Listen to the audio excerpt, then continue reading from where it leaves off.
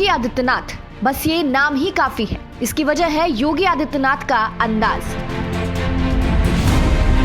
उनका तुरंत एक्शन लेने का तरीका, जिसके कारण इंसाफ भी होता है और लोगों का दिल भी जीत लेते हैं वो।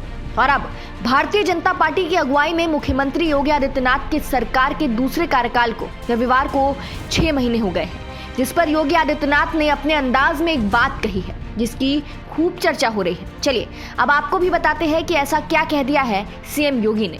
दरअसल सीएम योगी ने एक ट्वीट किया है अपने दूसरे कार्यकाल के 6 महीने पूरे होने पर, और उस ट्वीट से माना जा रहा है कि जैसे उन्होंने सभी सवाल करने वालों को करारा जवाब दिया है, चाहे वो विपक्ष हो या कोई और। ट्वीट करते हुए उन्होंने लिखा है, सबका साथ सबका विकास का ध्येय लिए ये डबल इंजन की भाजपा सरकार है, जो कहेगी वो करेगी। अब इस ट्वीट पर जनता भी खूब रिएक्ट कर रही है। जैसे कि यूजर ने लिखा है, आपकी बुलडोजर बहुत सफल रही। दूसरे यूजर ने लिखा है, भाजपा तो पता नहीं पर महाराज जी आपने जो बोला वो 100% करके दिखाया है, जय हो महाराज जी। एक और यूजर ने लिखा है, महाराज जी हम सबको आप पर, मोदी जी और बीजेपी पर अटूट विश्वास है, जय श्री राम।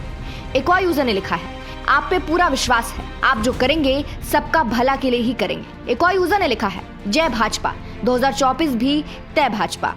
तो जनता कुछ इस तरह सीएम योगी के दूसरे कार्यकाल के 6 महीने पूरे होने पर उन्हें बधाई दे रही है। आपको बता दें, इसके अलावा भी सीएम योगी ने ट्वीट किया है जहां उन्होंने प्रधानमंत्री नरेंद्र मोदी को भी धन्यवाद किया है और लिखा है, मातृशक्ति को अपने सदन से संवैधानिक सदन तक सम्मान, सुरक्षा, सहयोग व पूर्ण अवसर प्रदान करती यूपी गवर्नमेंट के युगांतकारी 180 दिन सुशासन के उत्कृष्ट मानक है। आदरणीय प्रधानमंत्री जी के मार्गदर्शन में नया उत्तर प्रदेश देश की आधी आबादी का ड्रीम डेस्टिनेशन बनने की ओर बढ़ रहा है। चलिए अंत में आपको सुनाते हैं कि सीएम योगी ने डबल इंजन की भाजपा सरकार का नाम लेकर क्या कुछ कहा है, सुनिए आप भी।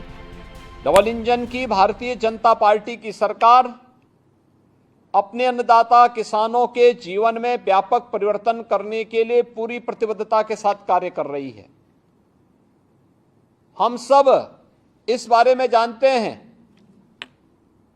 कि जब भारतीय जनता पार्टी या भारतीय जनसंघ सत्ता से कोसों दूर था, तब पंडित दीनदयाल उपाध्याय जी ने इस देश को एक नया अर्थशास्त्र दिया था, और वह अर्थशास्त्र उन्होंने बहुत अच्छी सरल परिभाषा की थी। उन्होंने कहा था कि किसी भी देश की अर्थव्यवस्था का मानक का जो कसौटी होती है, वह आर्थिक रूप से संपन्न लोगों से नहीं, बल्कि सबसे निचले पायदान पर बैठे हुए व्यक्ति की आर्थिक स्थिति को देख करके हम उस देश की अर्थव्यवस्था का अंदाजा लगा सकते हैं।